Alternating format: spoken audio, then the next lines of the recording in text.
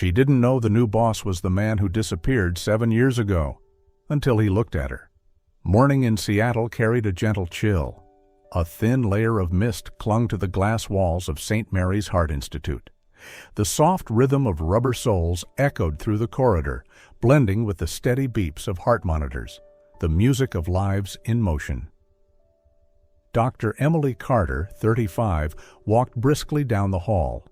She had the calm composure of someone who'd long made peace with pressure and death, yet behind her sharp eyes lay quiet exhaustion from years of sacrifice. She set her coffee down, opened her laptop, and prepared for the Monday briefing. No one in that room could imagine that in a few minutes her entire world would shift. "We have a special guest today," the director announced. The door opened. A tall man stepped in, composed, confident, eyes deep with quiet intensity. Dr. Nathan Reed, a celebrated heart surgeon newly transferred from New York. The room fell silent. Only one person forgot how to breathe. Emily. Her chest tightened. 7 years, not long enough to forget, too long to still hurt this way. He was the man who once held her hand during night shifts, whispering promises of forever, and then vanished, leaving nothing but silence. Their eyes met, and time stood still. Nathan smiled gently. "It's an honor to work with you, Dr. Carter." Emily replied coolly. "Welcome to St. Mary's, Dr. Reed." Her tone was even, but the hand in her coat pocket trembled. As the meeting resumed, Emily stared at the charts and statistics, but all she could hear was the echo of that final night, the moment she learned he'd left, without a word, without goodbye. The memory hit like a pulse under scar tissue. When the meeting ended, she stepped into the corridor, taking a long breath to steady herself. From behind, Nathan called softly, "Emily, please, just a minute." She froze, her hand tightening around the folder. "There's nothing left to say, Dr. Reed." Her voice was precise, the way a surgeon cuts, clean and final. She walked away, leaving him standing alone beneath the harsh fluorescent light, his expression a mix of guilt and something that looked dangerously like hope. At the far end of the hall, Emily leaned against the wall, eyes closed. "Why now?" she whispered. "When I've finally learned to live without you?" Outside, an ambulance siren wailed. Life moved on, yet fate had just reopened a door neither of them expected to face again. Night settled over the hospital, wrapping St. Mary's in quiet solitude. The yellow glow of the corridor lights stretched across white walls, echoing softly with the sound of distant footsteps. Emily sat alone in her office, her gaze fixed on an old photograph tucked inside her drawer, edges faded, corners worn. In the picture, she and Nathan were younger, both in white coats, grinning after a successful surgery. 7 years had passed, yet the memory still breathed, vivid and painfully alive. Back then, they were two residents full of passion and reckless dreams, surviving endless night shifts and caffeine-fueled mornings. Nathan always said the heart was the most honest machine in the world. It only beats when it has a reason to live. Emily remembered a winter night. She was leaning on his shoulder in the staff lounge. Nathan smiled and whispered, "You know, someday I'll open my own cardiac center, and you'll be there with me." She looked up at him, her eyes full of trust. "Promise me?" "I promise." But promises, she learned, could vanish faster than breath. One morning, he was gone. No note, no goodbye. Only a short letter arrived weeks later. "I'm sorry, I had to leave." No explanation, no closure. Emily searched everywhere, calling hospitals, emailing colleagues, tracing every lead. But Nathan Reed had disappeared like a ghost. When she found out she was pregnant, her world caved in. Fear, grief, and determination collided inside her. She chose to keep the baby, not for the past, but because this child was the last heartbeat left from a love she once believed in. Years passed. Emily became one of the best cardiac surgeons in Seattle and a devoted single mother. She taught Liam that love meant courage and strength didn't mean never hurting. But tonight, after 7 years of silence, seeing Nathan again shattered everything she thought she had built. A soft knock pulled her from her thoughts. The door opened. Dr. Michael Hayes, her close friend and colleague, stepped in. "You're still here? It's late, Emily." She forced a faint smile. "I just needed a little quiet." He noticed the photo in her hand. "Is that him?" Emily stayed silent. Michael sighed. "I don't know what happened between you two, but if he came back, maybe it's because something's still unfinished." Emily shook her head, her voice barely above a whisper. "Some things are better left untouched." After he left, Emily stared at the photo one last time before folding it gently and tucking it away. The past is the past, she told herself. But deep down, she knew some memories never die. They just sleep, waiting for the right moment to wake. The next morning, St. Mary's pulsed with its usual rhythm. Stretchers rolled down the halls, nurses called out orders, monitors beeped in sync, the orchestra of life and death. Emily stood under the bright surgical lights, her reflection ghosted across the glass. On the table lay a fragile heart, its beats growing weaker. "Clamp," she said calmly, her voice steady as steel. The operation stretched nearly 4 hours. When the final heartbeat steadied, the tension in the room dissolved into relief. Behind his mask, Nathan spoke softly. "Brilliant work, Dr. Carter." She nodded without looking up. No one noticed the faint tremor in her gloved hands. Outside the OR, Nathan caught up with her in the corridor. "You still work like a machine," he said with a half smile. "That's how I survive," she replied flatly. "Emily, we need—" "No, Nathan," she cut him off sharply. "Whatever we had ended years ago. Now I just want to work." He watched her walk away, small, composed, impenetrable, a wall he once built and could never climb again. That night, Seattle lay draped in fog.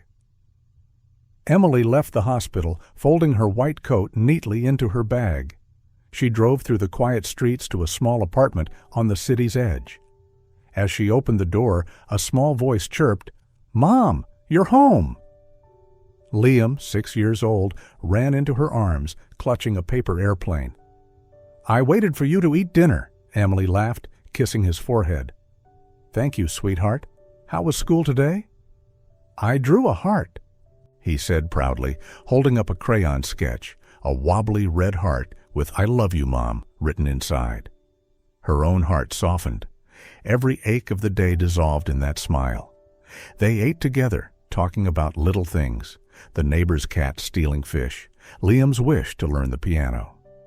Later, she tucked him into bed. "Mom, my heart beats really fast when I run," Liam said, pressing a tiny hand to his chest. Emily froze for a second, then smiled gently. "Maybe because you ran too fast. Don't worry. Tomorrow, I'll listen to your heartbeat myself." She kissed him goodnight and turned off the light. In the dim glow, her eyes shimmered with tears. Behind that closed door, Emily was no longer Dr. Carter, the calm, precise surgeon. She was just a mother, fragile, afraid of losing the only heartbeat that truly mattered. Outside, the lights of Seattle shimmered against the mist. She whispered softly, "Liam, no matter what happens, Mommy's right here." 3 days later, rain returned to Seattle, gentle but endless, as if the sky itself was weary of holding back its grief. Inside St. Mary's, the cold fluorescent light spilled across stacks of medical charts. Nathan stood at the head of the table, his voice calm and steady as he briefed the team on the upcoming heart transplant. Emily sat at the corner, her eyes fixed on the reports, but her mind adrift. Every time Nathan spoke, old memories pressed against the walls of her heart, soft, persistent, impossible to silence. When the meeting ended, her phone buzzed. The screen read, "Greenfield Elementary." A chill crawled up her spine. "Dr. Carter," the teacher's trembling voice came through. "Liam collapsed during gym. He's awake, but you should come immediately." The coffee cup slipped from her hand, hitting the floor with a sound that felt far away, like the world had muted itself. She didn't breathe, didn't think, just ran. The rain grew heavier as she reached the school. The playground was empty except for a few children huddled under the awning, their eyes wide with fear. In the nurse's office, Liam lay pale and still on a small cot, lashes fluttering. "How is he?" Emily asked, her voice cracking. "He fainted while running," the nurse replied. "His heart rate spiked. You should take him for tests." Emily knelt beside him, taking his tiny hand. "Liam, can you hear me?" His eyelids lifted weakly. "Mom," everything went dark. Her lips trembled into a smile. "It's okay, sweetheart. Mommy's here." Her fingers found his pulse, erratic, uneven, racing, then slowing again. Every beat felt like a warning. Hospital, now. She gathered him into her arms. He felt so light, so fragile. As she stepped out into the rain, a voice cut through the downpour. "Let me drive." Nathan stood there, soaked, his eyes wide with worry. She froze. "What are you doing here?" "I saw you run out of the meeting. I knew something was wrong." There was no time to question. She nodded. "Let's go." Rain drummed against the windshield as they drove. Liam lay in the back seat, his head on her shoulder. "Mom, I'm scared." "It's okay, baby. I'm right here." Nathan glanced through the mirror, his voice soft. "You'll be fine, Liam. I promise." Neither spoke again. The only sounds were the storm and the racing of her own heart. At St. Mary's, the emergency team was ready. 6-year-old male, loss of consciousness, possible arrhythmia, Emily reported quickly. Together, she and Nathan wheeled him into the ER. The monitor beeped to life. Jagged green lines, uneven rhythms, each one slicing through her chest. Nathan touched her shoulder. "Let me handle this. You're not a doctor right now. You're his mom." Emily stepped back, trembling, watching him work. This man who once walked away, now fighting to save the child who carried both their faces. 2 hours passed like a lifetime. When the monitor finally steadied, Emily exhaled a shaky breath. Liam was asleep, peaceful, the faint blush returning to his cheeks. Nathan approached, voice barely above a whisper. "He's stable now, but I need to run more tests. It could be congenital." Her eyes flicked up. "Congenital?" He hesitated, then said quietly, "And if it is, it might be hereditary." Silence filled the room. The rain tapped softly against the glass. Emily brushed a strand of hair from her son's forehead.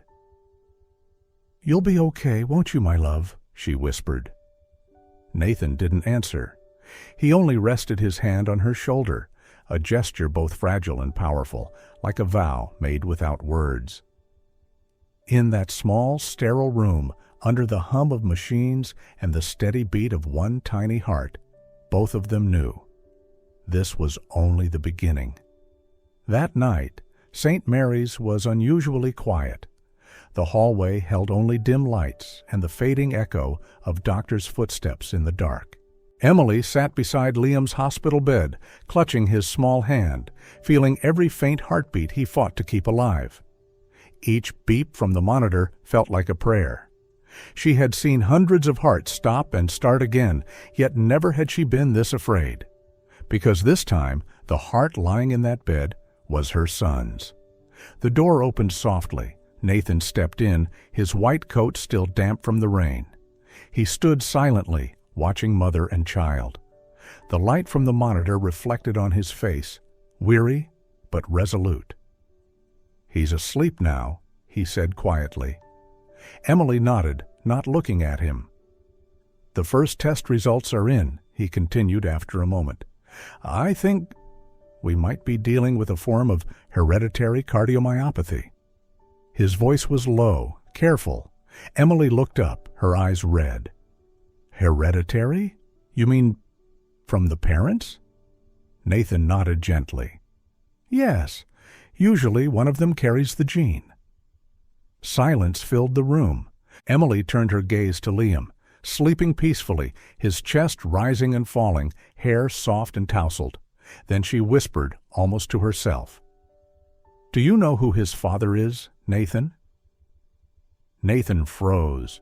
He thought he had misheard, but the look in her eyes made him realize he hadn't. "What do you mean?" She stood, facing him directly. "Liam is your son." The world stilled. The monitors, the rain, even the air between them seemed to hold its breath. Even the sound of rain outside seemed to fade. Nathan stared at her, then at the boy lying there. His lips trembled. No words came out. "That's impossible." His voice was hoarse, shaking. Emily's hands tightened, tears falling unchecked. "I wanted to tell you, so many times, but you disappeared without a word. You left, Nathan. You walked out of my life when I needed you the most." He stepped back, as if the ground had given way beneath him. I didn't know. I swear I didn't. I had to leave because you were afraid?" she cut in, voice breaking. "Afraid of passing on your gene? Afraid of becoming your father? Afraid of loving someone so deeply that you might hurt them?" Nathan lowered his head, gripping the edge of his coat tightly. "You don't understand. I lost my father at 16. Hypertrophic heart disease. The doctors said it could be hereditary. I was terrified, Emily. I didn't want to curse you with the same pain. I didn't want you to lose someone you loved, the way my mother lost my father." Emily's eyes were full of exhaustion and pain. "So you chose to vanish. You left me alone, pregnant with your child. Do you know what I went through? I studied, worked, and carried him all at once. I gave birth to him in a tiny rented apartment, just me and the sound of his heartbeat." Her voice broke, tears falling into her clenched hands. "You weren't there when he took his first steps, when he had his first fever, when he said, 'Mama,' for the first time. And now, he's here with an illness that might have come from you." Nathan stepped closer, eyes glistening. He sat down, speaking softly. "I'm sorry. I can't change the past. But if you let me, I won't run again. I'll stay. For you. For him." Emily turned away, but her tears betrayed her. "That's easy for you to say, Nathan, but I spent 7 years learning to live without you. Now you come back. How am I supposed to trust you again?" Nathan placed his trembling hand on the table, his voice quiet but steady. "You don't have to trust me right now. I just need to be here, beside both of you. I'll make things right, even if it means sitting in that corner, waiting until the day you're ready to look at me again." A long silence filled the room. The monitor kept beeping softly, the fragile, steady rhythm of life. Emily said nothing, only held her son's hand tighter. Nathan rose slowly. "I'll be in the hallway," he whispered. "If you need anything, just call." He stepped out, and the door closed behind him. Emily watched it shut, her breath heavy and trembling. Then she looked back at her son. "Liam," she whispered, brushing his hair gently, "your father has come back." The next morning, pale sunlight filtered through the hospital window, scattering fragile beams across the polished floor. The air carried the familiar scent of antiseptic, cold, clean. But for Nathan, everything felt different today. He sat silently on a chair outside the patient room, his back against the wall, dark circles under his eyes after a sleepless night. He hadn't left that hallway once. Never had he imagined he'd be here, sitting outside the room of a child who carried his blood, a child he had unknowingly abandoned for 6 long years. The door opened softly.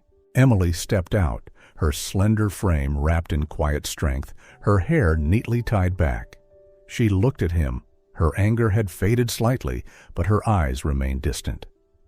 "Liam's awake," she said. "If you want, you can go in." Nathan rose slowly, his body feeling impossibly heavy. As he stepped inside, time seemed to pause. On the bed, Liam lay on his side, clear eyes fixed on the doorway. When he saw Nathan, he asked softly, "Who are you?" That simple question struck Nathan's heart like a blade. He swallowed hard, forcing a smile. "I'm your mom's friend. We work together at the hospital." Liam tilted his head, curiosity flickering in his gaze. "Are you a doctor too?" "Yes," Nathan said gently. "A heart doctor, just like your mom." A short silence passed. Then Liam smiled faintly. "So you fix hearts too?" Nathan nodded.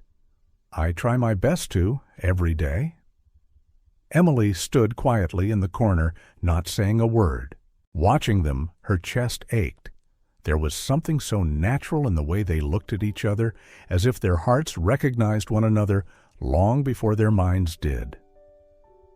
Nathan sat down beside the bed, his expression softening. "Liam, do you feel tired?" he asked. "I'm okay," the boy replied. "Just a little dizzy." He hesitated, then asked, "Mister, what's wrong with my heart?" Nathan drew in a slow breath, his voice low and steady. "Your heart is a little weak, but it's brave, very brave. It just needs some time to get stronger. Like when I have a headache and Mom says, 'Don't worry, just sleep and you'll feel better,' right?" Nathan smiled, his eyes glistening. Exactly like that. Liam reached out, taking Nathan's hand, small but warm. "Thank you for helping me. Mom says some doctors save people just by having a good heart." Nathan froze, unable to speak, emotion tightening his throat. He lowered his head, voice trembling. "I don't know if my heart is good enough, but I'll do everything I can to keep you safe." The boy smiled innocently. "Mom says if someone has kindness inside, their heart will always stay strong." Nathan let out a soft laugh, and a tear slid down his cheek. Emily stepped closer and said gently, "Liam, Mommy's going out for a minute. You can talk to Dr. Nathan a bit longer, okay?" The boy nodded. As she left, Nathan remained there, silently watching the child who smiled up at him with such trust. He leaned forward, whispering as if to himself, "You don't know this, Liam, but I've waited 7 years for this moment. I'm sorry for not being there when you cried for the first time, when you called your mom, when you were sick, when you were scared of the dark." He placed a hand over his chest. "But from today on, I promise, I'll be here, every day, every heartbeat." The boy looked at him, not fully understanding, and smiled. "Don't be sad. Mom says when people love each other, their hearts always remember how to find their way back." Nathan laughed softly through his tears, nodding. "You're right, kiddo. Hearts never forget." 3 days later, the late autumn sunlight streamed through the tall windows of St. Mary's Heart Institute. In the third-floor room, Emily stood by the window, arms crossed tightly against her chest, her eyes fixed on the hospital garden below. Liam had undergone additional tests, and the results took her breath away. Hypertrophic cardiomyopathy, the same hereditary heart disease that had taken Nathan's father, now appeared in her little boy's fragile heart. "Surgery is the only option," Nathan said, his voice calm though his eyes betrayed his fear. Emily turned to him, her voice hoarse. "Are you sure? Liam's just a child." Nathan nodded. "I know, but if we don't do it, the risk of cardiac arrest will rise every day." Silence filled the room. Emily took a deep breath, but tears still rolled down her cheeks. I can't be the one holding the scalpel while my son lies on the table. I'm not as strong as I thought. Nathan stepped closer, gently taking her hand. Let me do it. I'm a heart surgeon, and more than that, I'm his father. His words froze her in place. For the first time in his eyes, there wasn't just the determination of a doctor, but the fierce devotion of a father willing to risk everything. The next morning, the hospital was solemn. The surgery was scheduled for 9 a.m. Emily wore surgical scrubs, though she wouldn't be in the operating team. She stood in the observation room, eyes locked on her son. Nathan entered the operating room. The white lights shone down, reflecting off the protective glass of his goggles. He looked at Liam, the small body lying still beneath the sterile green sheets, his face peaceful, as if he were merely sleeping. Nathan placed a trembling hand on the boy's shoulder and whispered, "My son, Daddy's here." The steady beeping of the monitor filled the air. No one in the team knew the truth between the two of them. They only noticed that the lead surgeon's eyes carried an unusual weight that morning. Start anesthesia. Done, Dr. Reed. Proceed with the incision. Each movement was precise. Every breath in the room felt heavy. Sweat ran down Nathan's temple despite the cold temperature. From behind the observation glass, Emily watched, her hands shaking uncontrollably. Clamp. Blood pressure dropping. Adrenaline, now! The monitor erupted in chaotic beeps. The red line flashed. Liam's heart had stopped. Tension froze the room. Nathan bent down, his eyes glistening with tears. His voice broke, trembling like a prayer. Come on, my son. Please. One more beat. For me.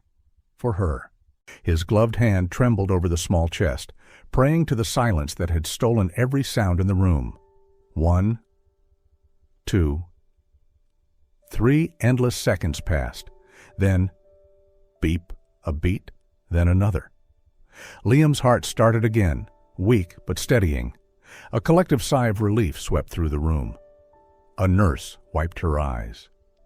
In the observation room, Emily burst into tears, covering her mouth, her body trembling. Nathan stood still, chest heaving, tears spilling beneath his mask. He looked up toward the ceiling and whispered, "Thank you." 3 hours later, the surgery was over. Nathan removed his gloves and stepped outside. Emily was waiting by the door. He said nothing, only nodded. She rushed toward him, tears still streaking her face. "Liam, is he okay?" Nathan nodded again, voice hoarse. "He's fine, stronger than I ever imagined." Emily broke down, crying uncontrollably. In that moment, she threw her arms around him.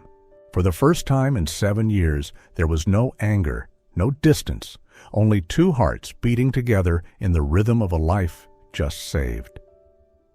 Nathan placed a hand gently on her back and whispered, "I promised him this heart would beat again." And it did. She choked on her tears and whispered back, "You didn't just save him.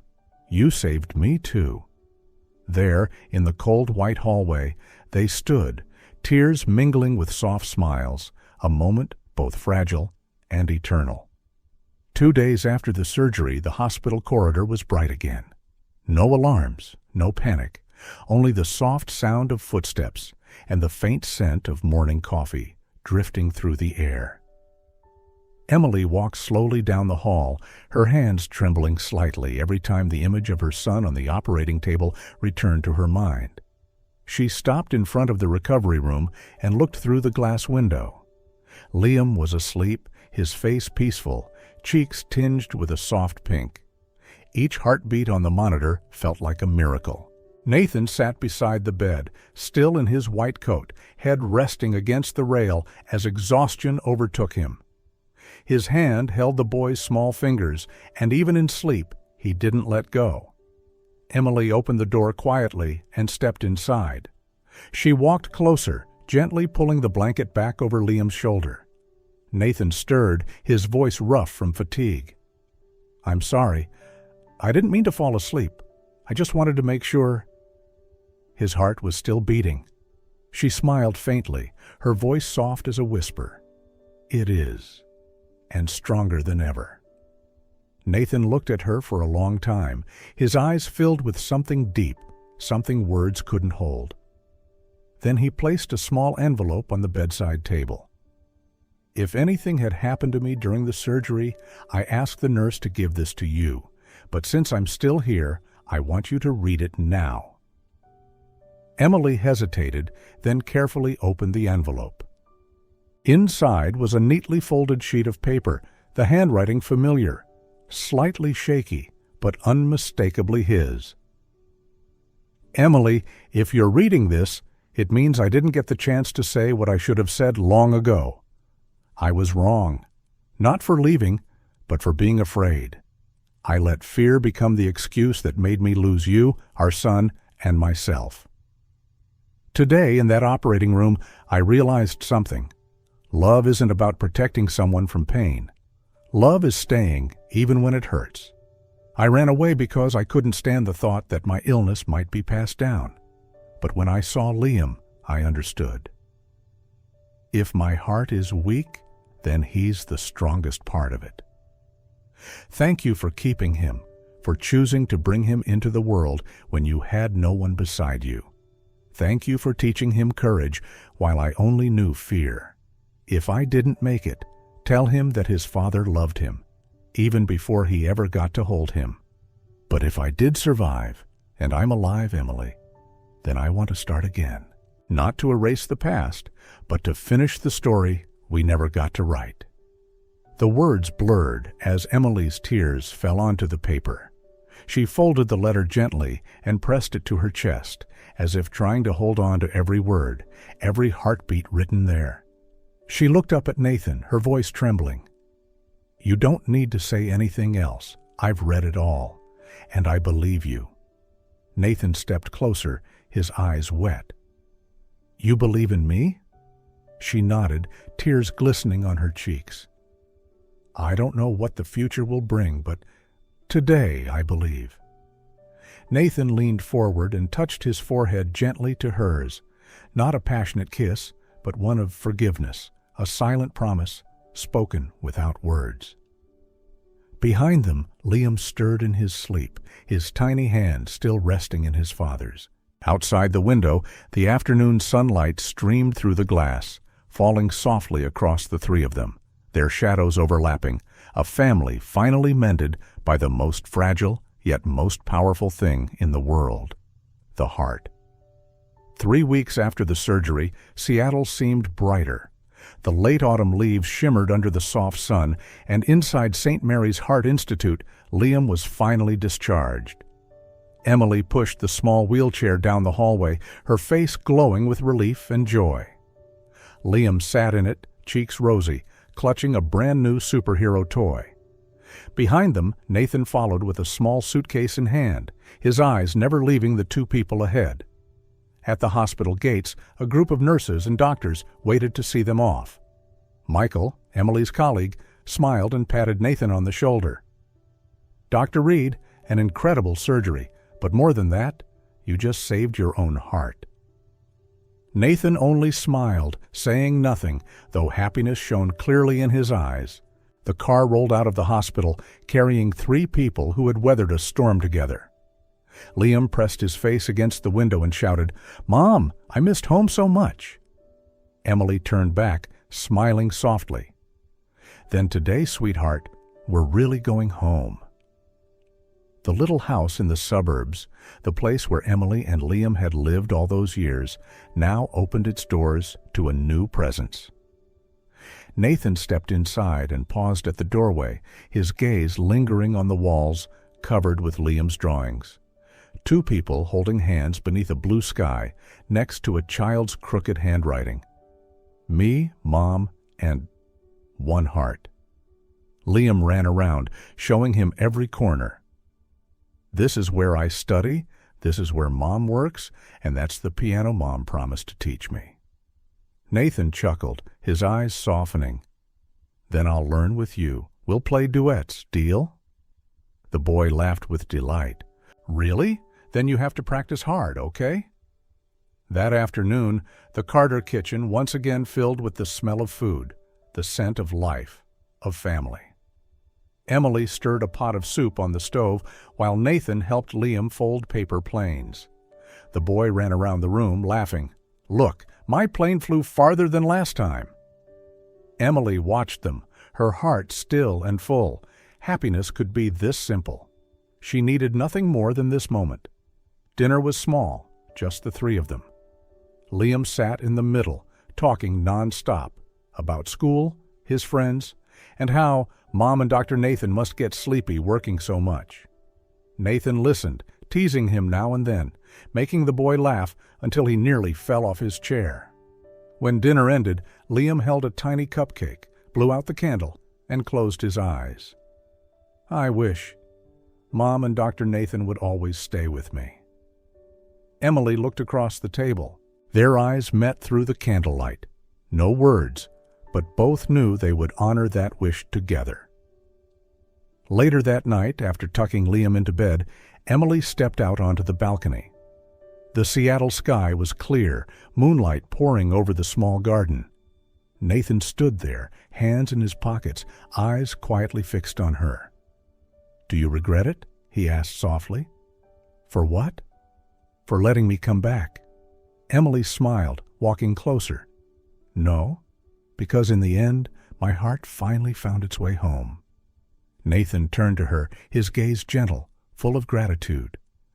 "I used to think my heart was weak, but now I know it was only asleep until it heard you and Liam."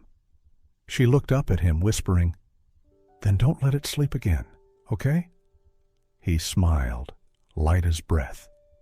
"Never." They stood there in the quiet moonlight, saying nothing, yet both understood. After everything, they didn't need a new beginning. They just needed to continue, from the place where their hearts had found each other. On a quiet weekend afternoon, the Seattle sky was crystal clear, washed clean after a long rain. Sunlight slanted down over the small backyard, where Liam was running around, laughing freely. His laughter floated through the air like the first notes of a brand new melody. Emily sat on the porch steps, a cup of tea in her hands, her gaze following her son. Every movement, every joyful cry of "Mom" made her heart flutter, as if each heartbeat whispered, "He's alive, truly alive." The back door opened. Nathan stepped out, holding a small box. He sat beside her, his eyes gentler than the afternoon sun. "I have something for you," he said softly. Emily looked at him in surprise. Nathan opened the box. Inside was a simple silver ring set with 3 small shining stones. "It's not a wedding ring," he said slowly. "It's a promise. 3 stones for 3 hearts, yours, mine, and Liam's." She looked at him, her eyes wide for a moment before softening. "You know, I used to think I didn't need any promises anymore," she murmured, "because promises can fade. But maybe I was wrong." Nathan smiled faintly. "Promises don't last because of metal. They last because of the people who keep them." He gently slipped the ring onto her finger. "I can't promise forever, but I can promise one thing, that every morning I'll wake up and choose you, again and again." Emily looked at him for a long moment, then nodded. "That's enough, Nathan." Liam came running over, interrupting the moment, holding a wildflower in his small hand. "Mom, I picked this for you, and for Dr. Nathan too." They both laughed. Nathan bent down to take the flower. "Thank you. I'll keep it safe." Liam pouted. "Not Dr. Nathan anymore. Now it's Dad." Nathan froze. Emily smiled softly, but said nothing. Liam went on, his voice bright and pure. "I asked Mom, and I want to call you Dad, because you saved me." Nathan dropped to his knees, eyes glistening. He wrapped his arms around the boy and held him tightly, as if afraid that letting go might make it all disappear. "Thank you, Liam. You just gave me the greatest gift of my life." That evening, the three of them sat together on the porch. The sky turned golden orange, wrapping the garden in a gentle glow. Emily rested her head on Nathan's shoulder, and Liam sat between them, his small hands woven into theirs. "Mom, Dad," Liam said sweetly, "let's make a promise to always stay together, okay?" Emily smiled and held out her pinky. Nathan did the same, their 3 little fingers hooked together. "Promise," they said in unison. A soft breeze passed, rustling the flowers by the porch.